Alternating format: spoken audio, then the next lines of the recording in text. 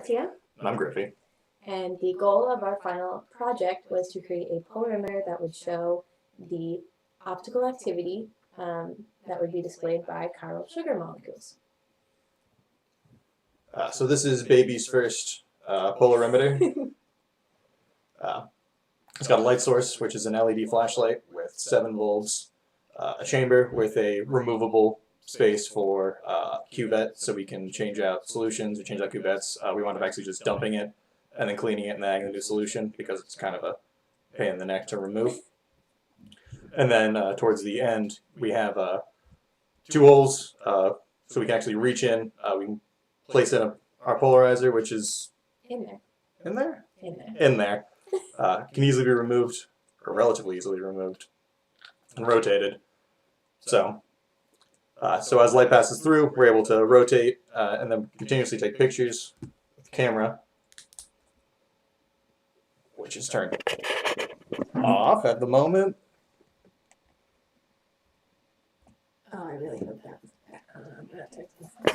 No, that's fine. I'm sure it wasn't anything weird. There we go.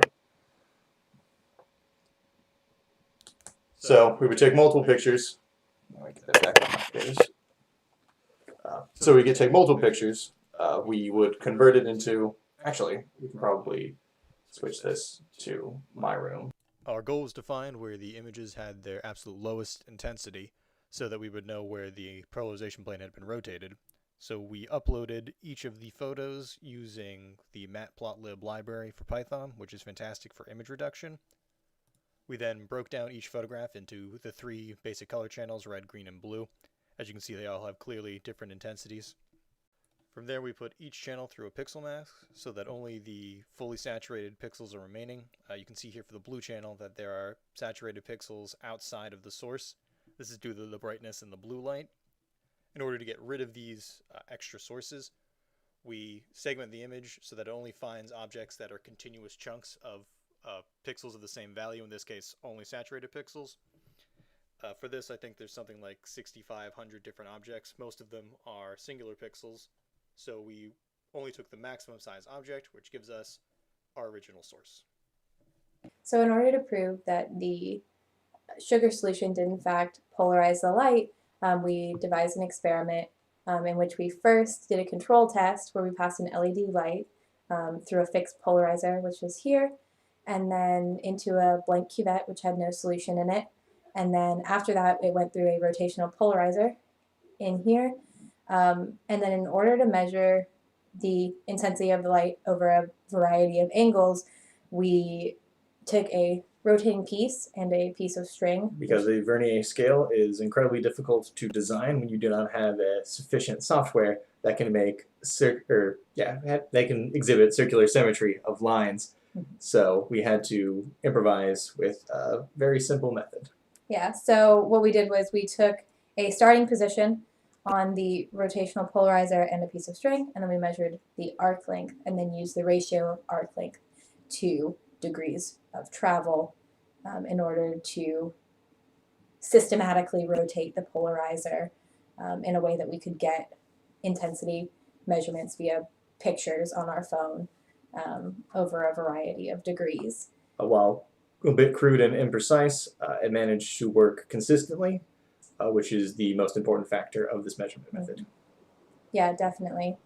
And then after we took our control measurements, we then filled our cuvette with a 0.2 grams per milliliter sugar solution and did a very similar procedure where we again systematically rotated the polarizer using the string and a ruler in order to do so, and take pictures again of every single different rotation that we did. And then we did it with a different concentration, so we did 0.25 grams per milliliter solution after that. Solutions were made using just a kitchen scale, which goes to the ones place in grams. So in order to make up with the fact that you can't really tell what the leading decimal position is, I used an incredibly large amount of sugar and water so that the concentrations would be almost exactly what they should be, and any small amounts that would be different with the accuracy would not actually affect the concentration overall. So I used 150 grams of sugar to 750 grams of water for the 0.25 solution, and 200 grams of sugar and 800 grams of water for the 0.2 solution. This way, any 1 gram of difference would result in less than 1% error for the concentrations. If this experiment were to be repeated, one of the huge recommendations that we have Vernier scale is, the Vernier scale, or just printing a bigger piece, because we got down, in order to get down to, 5 degrees of rotation, it was less than a millimeter of travel, arc lengthwise, and that became very difficult to measure. And then that also would have affected the accuracy of the data that we were able to take out of this whole thing.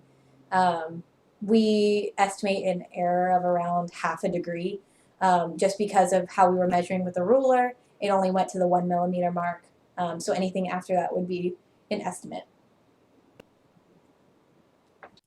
With all of the images fully reduced, we are able to plot the intensity of each image for each color channel, in this case green, against the angle of the polarizer for each picture. As you can see, the curve is not particularly smooth, however it does exhibit a clear minimum for each experiment, and the minima shift proportionally to the concentration in line with the theory for optical activity. So in order to check for the accuracy of our results, we first found the specific rotation of the solution, which is a constant value of the 0.2 grams per milliliter solution. And to do that, we divided the number of degrees of rotation by the number of millimeters traveled through the solution, which was 10 millimeters, which is the distance of our cuvette, times the concentration of the solution, which was 0.2. And this value came out to be 15. Right. So to double check the veracity of these results, we took the second solution of known concentration, 0.25, and the minimum, or the found minimum, 40 degrees, to find that the constant in this case was 16, which is well within the error range for our results. This is over the green channel specifically for using handy, noted, at best sort of accurate online resources.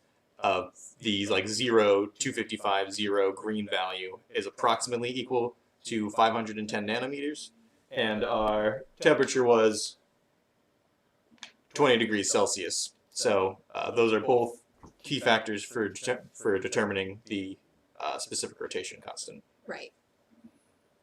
So with all this in mind, we do find that our results from our polarimeter were very successful, and that we think that the device that we created is great. Yeah, no, baby's first polarimeter. Fantastic. Two thumbs. Only 2 though, not 4. Not 4. But 2 thumbs way up.